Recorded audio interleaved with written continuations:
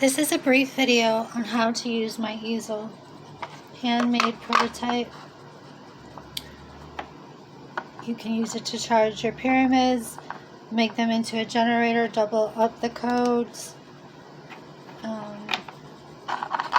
you can see, I have many different things here, and you can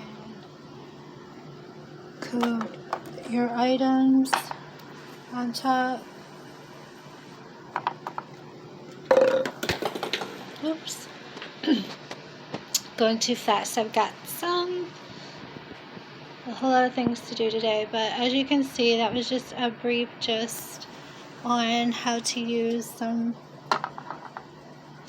of these items. Thank you.